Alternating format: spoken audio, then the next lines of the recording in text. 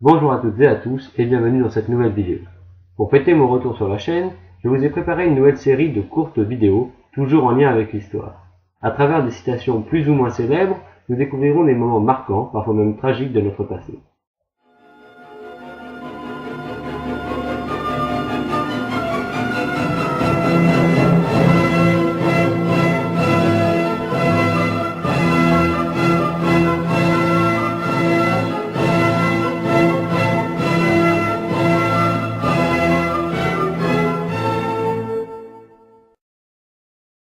Avant de commencer, je tiens à préciser qu'il existe beaucoup de versions différentes de cette citation. J'ai donc dû en choisir une et j'ai pris celle qui me semblait la plus réelle. Je vous invite donc à regarder dans la description les sources que j'ai utilisées pour réaliser cette vidéo si votre opinion diffère. En ce 23 juin 1789 se tient une séance des États généraux.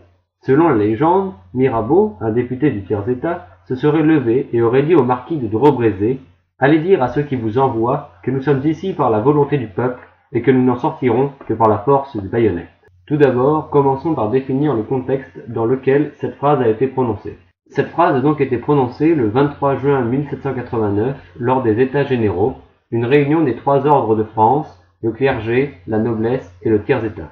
Nous sommes donc tous en droit de lui demander pourquoi cette réunion. Eh bien cette réunion est voulue par le roi de France Louis XVI, car elle a pour but de résoudre les problèmes du royaume et d'apaiser les tensions. Le pouvoir royal étant, en 1789, constamment remis en cause par les Lumières et la colère du peuple qui souffre. Les États généraux commencent donc le 5 mai 1789 et se terminent le 27 juin 1789. Lors de ces réunions, de nombreux événements clés qui vont sceller l'histoire de France vont avoir lieu. En effet, c'est lors des États généraux que les députés du tiers-État, de la noblesse et du clergé vont se réunir le 20 juin pour décréter le serment du Jeu de Paume à Paris, qui a pour objectif de donner une constitution à la France. Pour poursuivre cette analyse, il est intéressant de parler de Mirabeau. Honoré Gabriel Riquetti, comte de Mirabeau, et généralement nommé ainsi, est né en 1749 et est mort en 1791.